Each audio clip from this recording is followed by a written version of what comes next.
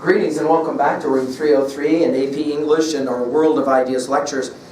Unit number 4 of the Jacobus volume is called Mind, so it would make sense that here in lecture number 21 we're going to meet Sigmund Freud. In the next lecture, 22, we're going to meet Carl Jung, his great student and disciple until they broke with each other. Taken together, Freud and Jung will constitute two of the most important voices in the history of psychology. One of our big five, in fact, as we talk about the big five. Just remember what we've said in earlier lectures. Freud is one of those greatest thinkers of the late 19th century, early 20th century that informed so much of the 20th and the 21st century. Remember, we talked about Darwin as being influential because he argued that life is about biological struggle. Marx, who argued that life is about economic struggle. And then finally now Freud, who argued, while biology and money and economics matter in class, for Freud, the key indicator has to do with the mind and the struggle in the mind. Now, no question, very controversial thinker, and with that in mind now we'll wade into the interpretation of dreams. This is the cutting. It comes from the interpretation of dreams from 1899 and 1900. So you can kind of get a sense easily of the dates on that one. Now again, our assumptions. At learnstrong.net, you've been following our comments here from lectures 1 through 20 of the World of Ideas in the AP folder at learnstrong.net, as well as our assumptions of learning theory, that desire to connect new information to old information in meaningful ways, our annotative approach, that is to say active reading. We're doing again paragraphing, outlining at level 1, what does the text say? At level 2, what does the text mean? At 2A, themes, messages, and our big 5, as we said, what does this text say about epistemology and what one can know, ontology and who one is, psychology, we mentioned it, sociology, the study of group minds, and then finally theodicy, the question of evil or pain or suffering in the universe. At level 2B, we're concentrating on rhetoric. We're going to take a look at that here in a moment with Jacobus. And then finally at level 3, we'll ask, how can I relate to this information in some meaningful way? At 3A, other texts that we've been studying or will study and that we've been exposed to, and then finally, how can I relate to this information in personal ways? If we're going to be talking about dreams, for example, we'll obviously end with the questions about you and your own dreams and the ways in which your dreams in any way represent what your inner longings are, your wish fulfillments, as Freud will say it. Now, of course, there's a whole bunch about Freud that today we laugh at and say, yeah, not right. But that doesn't mean that we don't pay attention to his ideas. We said the same thing about Marx. We'll say the same thing about Darwin or any number of other thinkers. We want to know what it is, though, that they had to say. Let's do some real quick brief biography. Our dates, 1856 to 1939. He is the founder of modern psychiatry, no question, in the psychoanalytic method. Of course, he's going to examine the mind using dream analysis, and then, of course, he analyzes the unconscious, as he calls it, through free association. Now, you'll maybe remember that in earlier lectures we talked about what Freud's fundamental premise was in his view of the human psyche. That if we were to step inside of your mind and read your thoughts, the way we can read those thoughts along the bottom of the ESPN, for example, or the CNN or whatever, the Fox News, whatever that ticker tape that runs along the bottom, if we could look at that, Freud said 3 things about your mind and that ticker tape. The first observation, all 3 of these radical. The first observation, there isn't one strand of thinking that you engage in. There's multiple ticker tapes. One of those has to do with issues of sexuality, which made him controversial right away. Always thinking about sex all the time. Why? Because for any number of reasons, but one of the big ones is the need to make sure the species survives. Back to Darwin, in other words. So we're always thinking about sex. Always thinking about aggression. I'd like to pick up a bat and go bash somebody over the head, but I can't. Those aggressive tendencies are often what he called sublimated, which is why we, for example, do things like sports and stuff like that. A third strand that's always there is anxiety, worry, fear. Of course, rooted in that notion that ultimately you got to leave the park, you can't swing at the park forever, you got to go to the van. And because that's the case, there's worry, there's fear, there's anxiety, which is why, as we pointed out before, some of you right now are biting, for example, on something in your mouth and you're worried or you're anxious and that kind of thing. Those concerns then are all going to be in many ways manifested through dreams. And Freud was one of the great thinkers about this notion of dreams. Now, of course, dreams and the interpretation of dreams goes way, way back. I mean, those of you that know your biblical texts, you know about the dreams of Joseph in Egypt and all of that. Now, Freud, just to finish biography, Freud spent most of his life in Vienna. Today you can go to the Freud Museum in Vienna there, and that's a fun place to visit. If you ever get a chance to visit the city of Vienna, I very much recommend that you do it, and go to Biography 19, where the Freud Museum now is. In 1938, though, because of the Nazis, he ends up leaving, going to London, and then will die there at the end of his days. He's not in his beloved Vienna anymore, and dies a year later in London. So there's all kinds of interesting information about the biography of Freud at the very end. He was in terrific pain. He had mouth cancer. He smoked. He was a tremendous smoker. He had mouth cancer and the like. Now, just to finish, what Jacobus has to say about Freud on page 307 and following, he says, as a movement, psychoanalysis shocked most of the world by postulating a superego which establishes high standards of personal behavior, an ego which corresponds to the apparent personality, and the id which includes the deepest primitive forces of life, and an unconscious into which thoughts and memories we cannot face are repressed or sublimated, is the word that I used a few seconds ago. The origin of much mental illness, the theory presumes, lies in the inability of the mind to find a way to sublimate, to express in harmless and often creative ways the painful thoughts that have been repressed. Dreams and unconscious actions sometimes act as releases or harmless expressions of these thoughts and memories. I want to bash you over the head, but instead I'll dream about it. One of the things we should point out for your notes that we've said before in other lectures, specifically lectures on T.S. Eliot and Joyce, Virginia Woolf, and Faulkner, the great American writer, is that Freud saw the mind like a river, like the Bighorn River, like a river, and there's all parts of that river. Yes, there's the top of the river, no doubt, but there's the stuff underneath, in the mud, on the banks, and all of that. And that stream of consciousness will become then influential for a whole host of writers of the 20th and even into the 21st century. Probably most significant in the 20th century, the two that I mentioned, Joyce, and especially his novel Ulysses, and then T.S. Eliot, of course, and the great work that he did. Just to finish Jacobus' introduction to the biography, the last paragraph, Freud's theory of the dream as wish fulfillment is first introduced in this chapter and is developed further in the last section of his book. In this chapter, he explores evidence indicating that dreams express the unfulfilled wishes of the individual. He offers a number of examples from his own dreams as well as from dreams of family members. He also makes some interesting observations about the dreams of children, with examples from his own children's dreams. His examples are familiar and pertinent to his family circumstances. They're universal as well to help readers interpret their own dreams, and Freud's relationship with especially his daughter Anna is much talked and chronicled about. Okay, let's turn now to Freud and the rhetoric that will be employed here. Right away we're going to recognize that the basic effort is that of argumentation, is what Jacobus will say. I'm on page 309.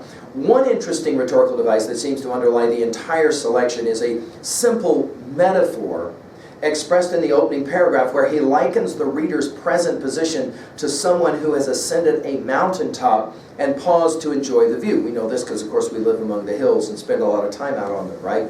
The heights, attainable only through effort, are a metaphor for the exertions of the psychoanalyst that raise the sights of the patient or the reader.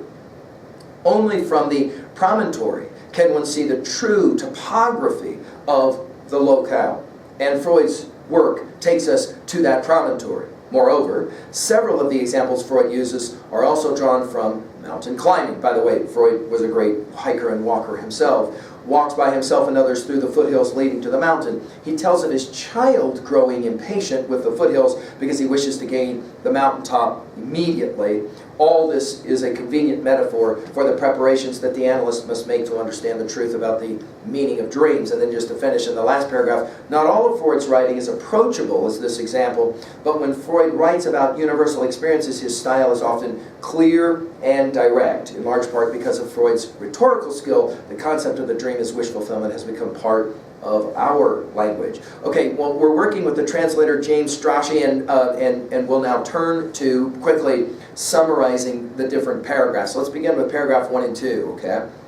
We have discovered, Freud says, we have discovered that dreams are not aimless, senseless occurrences, but fulfillments of wishes, the mind's way of granting our desires. This discovery raises several questions about dreams. Paragraph 3, for now, though, we must focus on one particular issue, whether all dreams or only some are wish fulfillments.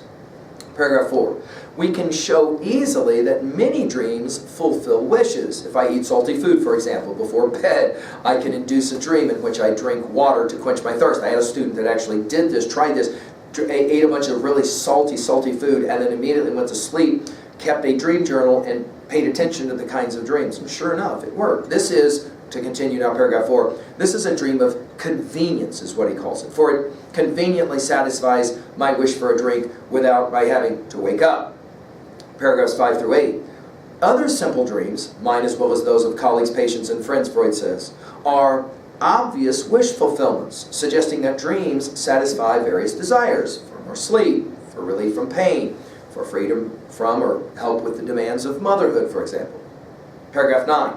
The examples cited thus far show that wish fulfillment dreams are common and exist in various conditions. Studying the dreams of children may provide further evidence. And in paragraph 10 he argues, because they're frequently pure, simple wish fulfillments, children's dreams offer evidence that dreams in general are essentially fulfillments of wishes. Freud had a lot to say about child psychology, much of it debunked later, of course, in the 20th century. Much of it still, though, considered very influential. Paragraphs 10 through 11 through 12. 2 dreams reported by my children, Freud says, show how their wishes were satisfied in dreams. My son, disappointed because we were unable to visit a mountain lodge, later visited it in a dream. Similarly, he says, my daughter's desire for some chocolate bars and her wish to establish a relationship with a young man were both fulfilled in a dream. Paragraphs 13 through 17. A friend, Freud says, reported that his daughter had a dream much like my son's. 2 of my older children recounted wish fulfillment dreams, he says. Also, my daughter Anna, who will become the most influential of his children, by the way, when only 19 months old, called out in her sleep for strawberries, omelet, and pudding, presumably dreaming because she had gone to bed hungry. My nephew, he says, also dreamed of food at a young age, enjoying in his sleep some cherries he had wished to eat that day. Not wishing to make you all the more hungry, but it is interesting to ask about your dreams how much you eat and drink, quite frankly, in your dreams. Paragraphs 18 and 19, the theory, to finish this cutting, the theory that dreams are wish fulfillments is summarized in the question and answer of a simple proverb. What do geese dream of? Of maize is the answer. An expression in common language also supports the theory that dreams represent fulfilled wishes. For those of you that love that game I play with you when I say, I dreamed I was a butterfly, and then I awoke to wonder, am I a butterfly dreaming I'm a human? It's a very Freudian kind of question. Now, obviously, one of the hopes is that once you read a cutting like this, you're going to go on and maybe want to read all of Interpretation of Dreams, which I obviously recommend that you do, as well as much of the interpretation of dreams. Let's, though, jump now to level 2 and 3 quickly, our big 5. Epistemologically, over-related to what we know about knowledge, what does this text say? Well, no question. Freud's going to argue for what we call the fallibilist position, right, as opposed to the absolutist position, I'm right, you're wrong, or the relativist position, there is no knowledge one can ever know. The fallibilist position, however, the argument is we're very unconscious often of what it is we really know, and our dreams will often show us what we quote-unquote know. Now, the way that works is obviously very, very difficult. I mean, how does that kind of thing work? No one's really totally sure. What does this text say about ontology, or who we are? Well, we're complex beings, no question about it. Write that one down. That is to say, we're really hard to figure out and understand. The human is not as simple as maybe earlier pre-Freudian thinkers had thought. What does this text say about psychology? Well, we already mentioned, of course, this notion of anxiety or fears, desires, obviously, as well as aggression and sex, although not mentioned so much in this cutting. What does this text say about sociology? Well, no question. To cooperate is hard if we don't understand ourselves and the world.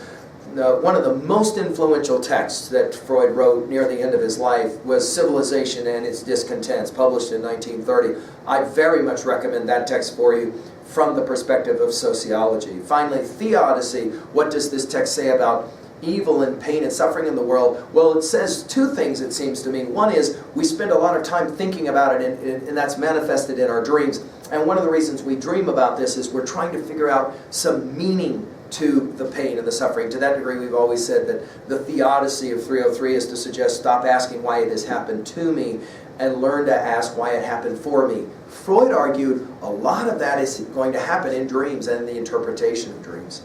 At 2a, what are the primary messages here? Well, in some ways you can see it right away. We are in some ways our dreams, and they are in fact us, or they represent us, of course. I already played around with that notion of I dreamed I was a butterfly, and then I awoke to wonder if I'm a butterfly dreaming I'm a human. That is to say, how much of dreams capture reality or create reality, obviously a part of this one as well. And, of course, humility in our assumptions about mind and knowledge stand behind, I think, in large measure, all of what Freud did, to try to be less dogmatic in our epistemological assertions and to say there's a lot of stuff we don't understand at all. Of course, the notion of dreaming a dream and the famous speech by Martin Luther King Jr., we can jot it already at 3a, I have a dream. That I have a dream speech is a powerful rendering because of so much of what the 20th century understood about what Freud said about dreaming. Rhetorically, of course, note the power of word pictures, note the simple and the clear language, note the use of examples that are personal as well, right? Finally, at 3a, well, there's so many different texts we could mention here. Obviously, we mentioned Plato's Republic, and especially Book 10, where we have the dream of Ion, the near-life or near-death experience, and he talks about it. Obviously, there's all kinds of references, the biblical dreams, namely, of course, I mentioned Joseph, of course, Jacob's dream and the ladder, the stairway to heaven, as it's sometimes referred to. The stream of consciousness writers are the ones, though, that we're going to mention here at 3a. T.S. Eliot, Wasteland, as a significant exemplar. Go to Learn Strong, I've given full lectures on that one. Joyce, of course, Portrait of the Artist as a Young Man, I've given lectures on. Ulysses as well, his great novel. Virginia Woolf's work, I've given a number of lectures on Virginia Woolf's work, as well as D.H. Lawrence's work, and especially D.H. Lawrence's story, Rocking Horse Winter. I've given lectures on that for LearnStrong.net, and then, of course, Faulkner as well. What is your favorite text about dreams? Whitman's Leaves of Grass come to mind, especially his classic poem, The Sleepers. You might jot that one down and go and take a look at that one.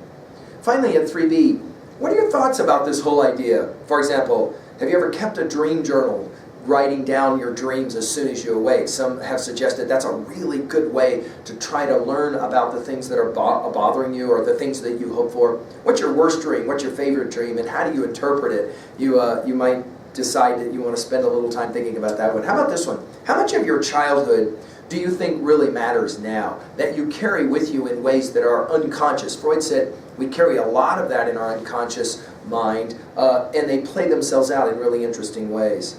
Finally, the question is, do you buy Freud's idea of the notion of interpretation of dreams? For example, there's a prof that I knew who went into a psych class and when he was young, and he was a student, and he said out loud in front of the whole group of students, a large room of students, in a theater type situation. He called out the instructor and he said, this notion that Freud had about, in childhood I want to sleep with my mother, but I have to sublimate it and blah, blah, blah. It's all garbage. And the prof came back and said, it's funny, but as you were telling us you didn't believe in any of this, why did you turn really red and embarrassed? Seems like maybe you've got some things you're trying to hide, and the way you hide is by saying they don't exist. Well, of course, the prof would relate later, I don't know that this was necessarily a knockdown argument against Freud. It may just be that I didn't feel comfortable talking in front of the whole group, and yet I decided to say it nonetheless. This has often been the problem with Freud and the notion of his ideas. When you call them into question, often a Freudian or a Freudian supporter will say to you, oh, well, it's obvious this is your problem, when in fact maybe it's not at all. What are your thoughts on it? Well, let's turn now to Freud's greatest student, Carl Jung, and we'll see the way in which he challenged some of what Freud had to say. And I hope that you'll enjoy this study of these great psychological thinkers.